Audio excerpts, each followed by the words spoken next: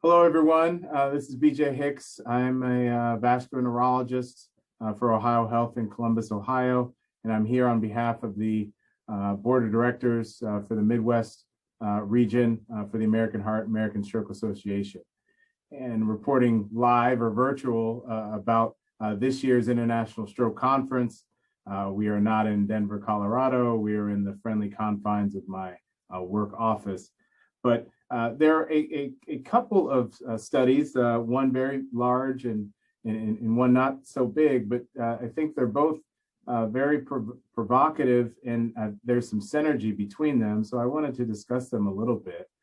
The first one was a big ticket item called the Best MSU study. This was a multi-center study, but primarily done in Houston, Texas, with Dr. Jim Grotta, who was the presenting author on the trial, which looked at mobile stroke units, of which we have one in Columbus that my team runs, and comparing that to best medical care in the emergency room with regards to IVTPA management, which is the gold standard treatment for acute ischemic stroke.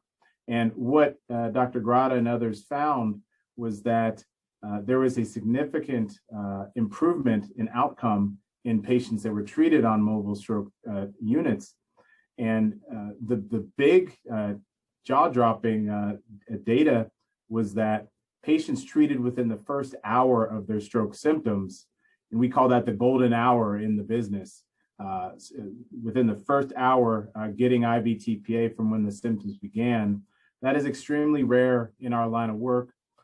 And in this study, that happened about 3% of the time using standard of care emergency room management. But with the mobile stroke units, that was 33%. So a third of patients treated were treated within the proverbial golden hour. That is jaw-dropping data, and that was why the outcome for these patients, again, these are patients that receive TPA one way or the other, but in comparison, the patients that received IVTPA in the mobile stroke units, they had, for every 100 patients, 27 had less disability, and 11 of those would be symptom-free, essentially, or disability-free. So this is really amazing news, and it really speaks to the point about time is everything regarding trying to provide our stroke patients with the clot-busting drug TPA. Another study came out of the Ohio State College of Public Health. So Dr. Jeffrey Wing and other authors through that department, through some funding from a Milwaukee group. So again, a bit of a Midwest connection there. They looked at redlining in Columbus, where I am currently talking, where I'm born and raised, and where I'm working now. And, you know, those of you that aren't aware, redlining is the practice that was done by the government, different federal housing agencies and federal bank funding entities that would literally draw maps and know where the quote unquote black neighborhoods were.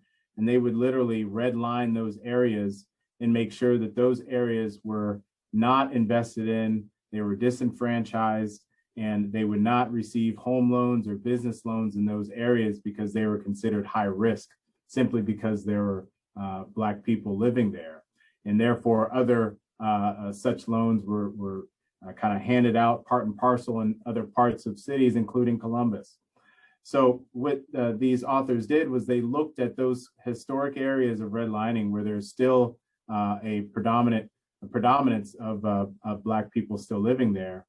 And they looked and they saw that there is a higher risk of stroke in that community, or in those communities, compared to those that were not redlined. And again, redlining was a practice that was done for several decades, starting in about the 30s until it was deemed illegal in the late 60s. But we see that this is what we talk about when we talk about health disparities, when we talk about systemic racism, that policies that were done several decades ago continue to rear their ugly heads and cause health disparities, including stroke.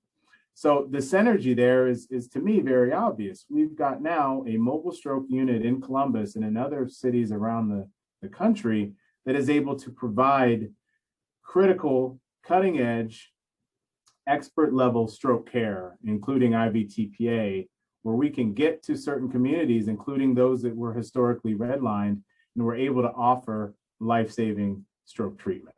So there's a beautiful synergy there. It talks about our uncomfortable and kind of shameful history in this country, but it also gives us some hope that with science, we're able to try to think outside the box and reimagine what healthcare can look like in an equitable fashion. And mobile stroke does that. I believe it does it in spades. So as far as everything else, there's still great data out at the stroke conference. There's many other jaw-dropping studies, very provocative things that we're all excited for from this year. And other than that, I am signing off for now, and hope to see you again on April 1st, where we celebrate the Midwest Get With The Guidelines stroke hospitals via virtual reception. So I'll be live from my lovely office again, and I can't wait to talk to you then. Take care.